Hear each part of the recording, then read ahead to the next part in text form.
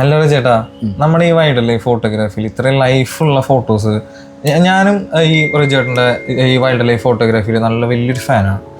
അതെങ്ങനെയാണ് ഈ wild life ഇത്രയും ലൈഫുള്ള രീതിയിൽ ഫോട്ടോ എടുക്കാൻ പറ്റുന്നത്? എങ്ങനെയാണ് ഒന്ന് പറഞ്ഞുതരും? അല്ല, ഞാൻ നിന്നോട് നേരത്തെ പറഞ്ഞല്ലോ, ഞാൻ ഈ വൈൽഡ് ലൈഫ് ഞങ്ങൾ സ്റ്റാർട്ട് ചെയ്ത ഈ ക്യാമറ ഒന്നും അറിയണ്ടെന്നില്ല ഞാൻ പറഞ്ഞില്ലേ.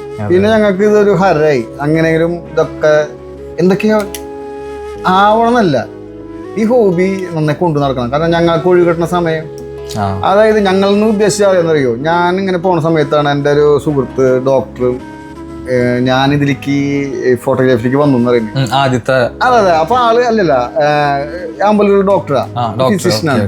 അപ്പൊ ആള് ഇത് കണ്ടപ്പോ ആൾക്കും ഇതുപോലെ ഹോബി സ്റ്റാർട്ട് ചെയ്യുന്നു തോന്നി. അങ്ങനെയാണ് ആളും ഒരു ക്യാമറ എടുത്തു. ഞങ്ങള് ആദ്യമായിട്ട് പോകുന്നതാണ് ചിമ്മിണി ഡാമിലേക്ക്. അവിടെ നിന്നാണ് ഞങ്ങളുടെ വൈൽഡ് ലൈഫ് സ്റ്റാർട്ട് ചെയ്യുന്നത്.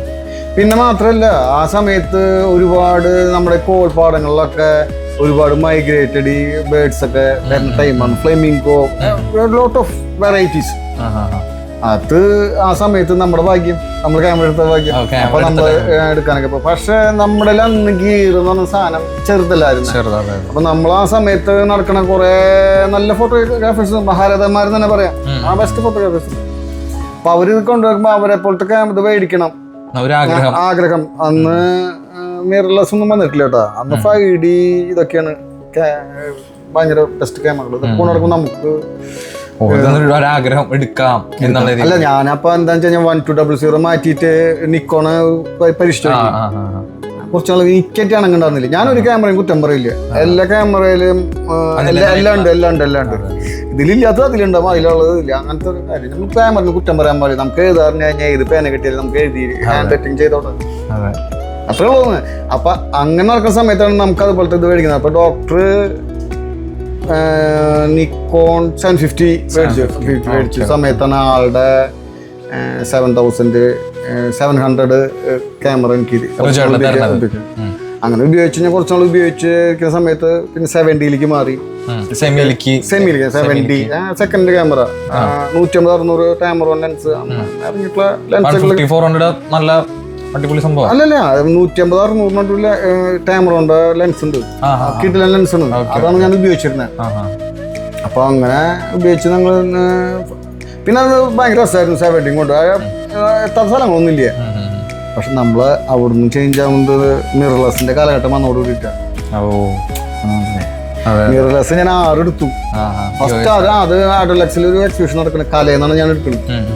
ശ്രീനി, ഹായ് ശ്രീനി. ശ്രീനിയാണ് എനിക്ക് ഫസ്റ്റ് ആദ്യത്തെ ക്യാമറ മേടിക്കുന്നത്. 1,00,000 സംതിങ് അത് മേടിച്ചു. പക്ഷെ അതിനെ അതന്നത്തെ അവൻ തരുമ്പോ തന്നെ പറഞ്ഞിട്ട് ഇതൊരു വൈൽഡ് ലൈഫ് ക്യാമറ അല്ല. എങ്ങനെയാണ് കളറൊക്കെ പക്ക കളറാണ്. പ്രൈം റേറ്റ് കുറവാ, 7 അങ്ങോട്ട് ഉള്ളൂ. അത് ഇതില് സർവോല് അതും കണ്ടിന്യൂസ് റോട്ടൊക്കെ ഭയങ്കര ഷോക്കാണ്. എന്നാലും ഞാൻ കുറെ ഒക്കെ എന്റെ പണി പഠിച്ചു. എന്റെ ഏറ്റവും നല്ല പടങ്ങൾ ചിലപ്പോൾ ഇപ്പോഴും നോക്കിയാൽ ഞാൻ 6 എടുത്തത്. അത് ഞാൻ ഏറ്റവും കൂടുതൽ കാലം കൊണ്ടുവന്നിട്ടുള്ള ക്യാമറകളിൽ ഒന്നാണ്. അങ്ങനെ ഞാൻ പിന്നെ ഒരു അപ്ഗ്രേഡ് ചെയ്യാൻ തോന്നി. കാരണം പ്രൈം റേറ്റ് വേണം.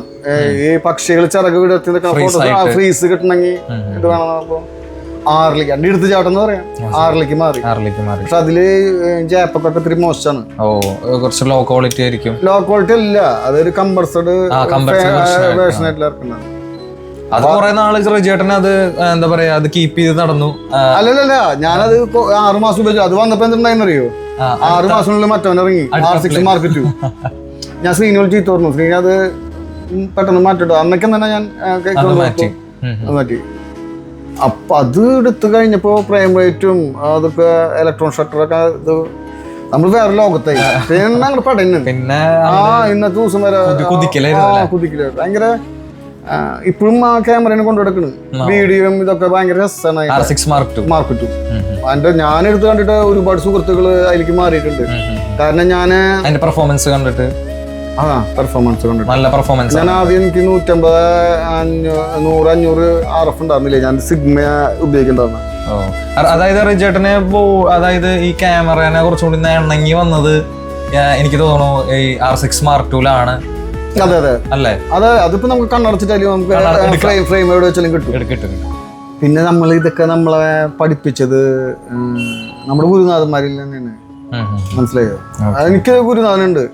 ഞാനിപ്പോ ആളായിട്ട് ഇപ്പൊ വലിയ അടുപ്പൊന്നും ഇല്ല. അതേപോലെ നമ്മളൊരു ഗുരുനാഥൻ തന്നെയാണ് ആള്. നമ്മള് പല അഭിപ്രായ വ്യത്യാസങ്ങളും വരും. നമ്മൾ മുഖത്തേക്ക്, ഞാൻ എൻ്റെ അച്ഛനായാലും ശരി, തെറ്റ് കാണിച്ചാൽ ഞാൻ മുഖത്തേക്ക് പറയും. ഞാൻ ഇന്നാണ് എടുക്കുന്നത്. തെറ്റ് തന്നെയല്ലേ? ആ തെറ്റ്. പിന്നെ അല്ല ചേട്ടാ, ഈ വൈൽഡ് ലൈഫ് ഫോട്ടോഗ്രാഫിയിൽ ഈ നെഗറ്റീവായിട്ടുള്ള വല്ല പ്രശ്നങ്ങൾ രജേട്ടനിൽ നേരിട്ടായിരുന്നു? ഞാൻ എൻ്റെ വൈൽഡ് ലൈഫ് കാലഘട്ടത്തിലേ വളരെ സ്മൂത്തായി പോയിരുന്ന ഒരാളാണ്. വളരെ സന്തോഷം, നല്ല ഫ്രെയിമുകള്, നല്ല കമന്റ്സ്, എല്ലാതും ഫേസ്ബുക്കിലൊക്കെ. ഈ അടുത്ത കാലഘട്ടത്തിലാണ് നമുക്ക് അനുഭവങ്ങൾ, അത് അനുഭവം ഉണ്ടാവാൻ ഒരു കാരണമുണ്ട്. നമ്മള് ഗിയർ ഉണ്ടെങ്കിൽ നമ്മള് ഫുൾ ആയുധത്തോടെയാണ്. ആയുധമാണ് ഒരു ഫോട്ടോഗ്രാഫറുടെ എല്ലാ സാധനങ്ങളും, ലെൻസും സാധനങ്ങളും. ഇത് ആയുധം നഷ്ടപ്പെട്ടു കഴിഞ്ഞാൽ ആക്രമിച്ചോളും. ആ ഒരു ആക്രമണം എനിക്ക് നേരിട്ടിട്ടുള്ള. അപ്പൊ എന്താണ് അതിനെ പറ്റി ഒന്ന് എക്സ്പ്ലെയിൻ ചെയ്യാൻ പറ്റുമോ? അതെന്താന്ന് വെച്ചാൽ നമ്മുടെ സുഹൃത്തുക്കളിൽ നിന്ന് തന്നെ അത് കിട്ടിയപ്പോഴാണ് നമുക്ക് ഏറ്റവും വലിയ, ഞാൻ ഏറ്റവും കൂടുതൽ ആ ഒരു കഴിഞ്ഞ 2002 കഴിഞ്ഞിട്ട് ഭയങ്കര പ്രശ്നത്തിലായിരുന്നു ശരിക്കും. ഈ ഒരു റിക്കവറി ആയിട്ടില്ല ഇപ്പോഴും, മനസ്സിലായ. അത് തന്നെ നമ്മുടെ സുഹൃത്തുക്കളിൽ നിന്ന്, നമ്മൾ അത്രയും വേണ്ടപ്പെട്ടവരായി നടന്ന ആൾക്കാരിൽ നിന്ന് ഈ അനുഭവം വരുമ്പോൾ നമ്മൾ ഏറ്റവും വലിയ പ്രശ്നങ്ങളിലേക്ക് പോകണം. R6 Mark II വന്നല്ലോ. വന്നപ്പോൾ ഞാനൊരു ലെൻസുകളൊക്കെ ഒന്ന് മാറ്റി 150-600 ക്യാമറ കൊടുത്തിട്ട് ഞാനൊരു സെക്കൻഡ് ഹാൻഡ് 400mm f4 മേടിച്ചിട്ട് ഉപയോഗിച്ചേക്കാം. Block lens. അപ്പൊ ഇവരൊക്കെ നമ്മളെല്ലാവരും കൂട്ടുകാരൊക്കെ യാത്ര പറഞ്ഞു. ഞാൻ സാധാരണ ഇപ്പോഴൊക്കെയാണ് ആൾക്കാർ മിണ്ടി തുടങ്ങി. ഞാൻ മിണ്ടാറൊന്നുമില്ല. കാരണം വെച്ച് കഴിഞ്ഞാൽ നമ്മൾ നമ്മുടെ കാര്യങ്ങൾ തന്നെ വെച്ചിട്ട് വരാം. നമ്മള് വലിയ പോസ്റ്റ് ആവുന്നൊക്കെ പറയും. അതുകൊണ്ടല്ല പറഞ്ഞത്, നമ്മളിപ്പോ ഞാൻ പഠിച്ചു, ഞാൻ കുറച്ച് കാര്യങ്ങൾ അങ്ങനെയല്ല വേണ്ടത്. അപ്പൊ ഞാൻ ഇവരായിട്ട് പോകുമ്പോ നമ്മൾ ഈ സാധനം ഇത് സിങ്കണൈസ് ആവണില്ല, മിറർലെസ്ലി. അങ്ങനെ ഈ സാധനം ഞാൻ വിൽക്കണം. കുറച്ച് നാള് വൈൽഡ് ലൈഫിന് മാറണം. കാരണം മറ്റൊരു പുതിയ ലെൻസ് മേടിക്കണം. ഇതില്ലെങ്കിൽ നമ്മൾ ചവിട്ടി കൂട്ടിടും. അത് ഏത് മേഖലകളും. അങ്ങനെ ഞാൻ ഈ 100 ഇതിനോട് ഞങ്ങൾ നെറ്റിൽ നോക്കിയപ്പോഴത്തേന് കൂടുതൽ സൂട്ടബിൾ ആവുക 100, 400 EF സൂട്ടബിൾ ആണെന്നാണ് ഞാൻ വായിച്ചു കേട്ടപ്പോൾ. അത് വാങ്ങാം. ഞാനല്ല നമ്മുടെ സുഹൃത്തിന്റെ കടയിലൊക്കെ പോയി പറഞ്ഞു, എനിക്ക് എന്റെ സുഹൃത്തിനെ പറഞ്ഞു ശരിയെന്ന് പറഞ്ഞു. അങ്ങനെ ഞാൻ മച്ചാട് മാമാങ്ങ ഷൂട്ട് ചെയ്യാൻ നിൽക്കണം. ആ സമയത്ത് എനിക്ക് കോള് വരാണ്, ലെൻസ് പറഞ്ഞ വന്നിട്ടുണ്ട്, നാളെ ഒന്ന് നോക്കിയോ. ശരിയെന്ന് പറഞ്ഞു. ഞാൻ മച്ചാട് മാമാങ്ക എടുത്ത് പോയി വീട്ടിൽ കിടന്ന് ഇറങ്ങി. പിറ്റേ ദിവസം കാലത്തിട്ട് നേരെ വൈകിട്ട് ഞാൻ എൻ്റെ സുഹൃത്തിന്റെ പൈസ മേടിച്ചു, സ്റ്റോക്ക് ലിസ്റ്റിൽ നിന്ന് മേടിച്ചു. മാനേറ്റിൻ്റെ പൈസ വേണം പറഞ്ഞു. അതുകൊണ്ട് ചെല്ലാണ് ഞാൻ പോക്കലിട്ട് ചെല്ലുമ്പോഴേക്കും മലക്കം മറിഞ്ഞു. അതാ കാരണം ഞാൻ ഉറപ്പിച്ചിട്ടുള്ള ലെൻസ് വിൽക്കണ്ടെങ്കിൽ എന്നോട് ചോദിക്കണ്ട. അത് ഏത് കച്ചവടക്കാരൻ നെറിയില്ലേ? നെറിയുണ്ടോ? എന്നോട് ചോദിക്കണം. എന്നോട് തലേദിവസം പറഞ്ഞിട്ടുണ്ടെങ്കിൽ അപ്പോൾ പറയണ അവർ പറയുന്ന വെച്ചാൽ ഞാൻ വലിയ കച്ചവടക്കാരനാണ്, അത് നോക്കിയിരിക്കുന്നത്. സുഹൃത്ത് പറഞ്ഞു. ഞാൻ കാരണം വെച്ചാൽ നമ്മൾ സുഹൃത്താണ് എന്ന് വിചാരിച്ച് നടക്കുന്ന ആളാണ്.